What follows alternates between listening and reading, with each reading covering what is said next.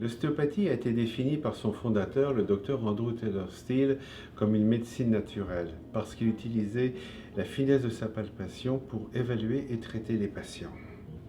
Alors l'ostéopathie, c'est une science, c'est un art, c'est une façon de travailler avec une méthodologie clinique qui est précise et rigoureuse, et on traite les patients dans leur globalité. Peu importe le siège de la douleur ou de la dysfonction, on regarde notre patient dans sa totalité. C'est ce qui nous permet de trouver les causes. L'ostéopathie, avant tout, c'est chercher les causes des problèmes et trouver et apporter une solution à nos patients pour qu'ils ne souffrent plus.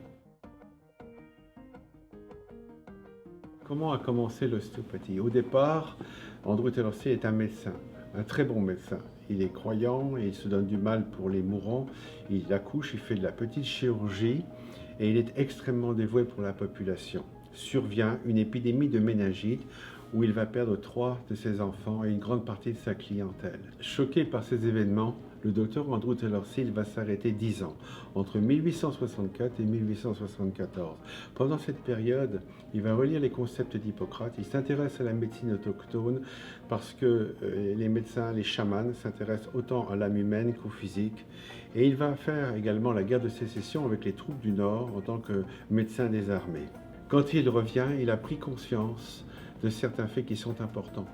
La médecine de son époque pensait surtout à traiter les symptômes et la maladie. Lui, il propose une autre avenue, c'est-à-dire de traiter les causes, de comprendre les mécanismes de santé et de bâtir des traitements pour remettre en mouvement ces mécanismes. Cette nouvelle approche était importante parce que d'un seul coup, il donnait au corps humain, à la physiologie, la possibilité de reconstruire la santé et de reconstruire les compensations qui lui sont nécessaires pour être en forme et en équilibre. Lorsque l'on demandait à Andrew Taylor Still qu'est-ce que faisait un ostéopathe, il avait l'habitude de dire qu'un ostéopathe travaille comme un ingénieur de l'organisme, qui connaît toutes les différentes parties de l'anatomie et de la physiologie et des interactions entre les systèmes. Ainsi, l'ostéopathe était capable de déterminer les causes des problèmes et d'effectuer un traitement approprié à chaque personne en particulier. L'ostéopathe tient compte également de la personne dans sa globalité, que ce soit au niveau physique, mental, émotionnel, social et même spirituel.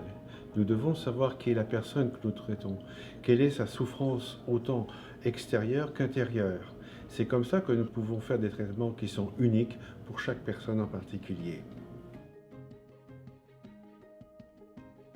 La plupart du temps, quand un patient vient nous consulter, il nous fait sa demande par rapport à sa souffrance, à sa dysfonction, ce qu'il peut faire, ce qu'il ne peut pas faire.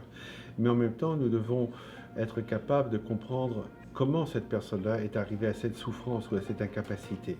De temps en temps, c'est facile parce qu'on parle de traumatisme. D'autres fois, c'est beaucoup plus complexe parce qu'en fin de compte, c'est l'accumulation de problèmes qui s'est fait sur 10 ans, sur 20 ans.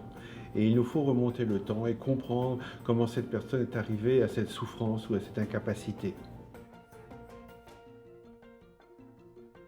Les patients aiment beaucoup l'ostéopathie parce que d'abord nous les gardons à peu près 1 heure durant le traitement et d'autre part parce que cela fait du sens pour eux, c'est-à-dire que nous leur expliquons comment ils en sont venus à souffrir ou comment ils ont eu des incapacités. Cette prise de sens est importante pour que la personne puisse intégrer son traitement. L'ostéopathie est de plus en plus populaire. Elle est pratiquée environ dans 22 pays à la plus grande satisfaction de la population. Je vous conseille donc de vous faire traiter en ostéopathie parce que c'est une méthode thérapeutique qui est douce, simple, efficace et qui traite les causes.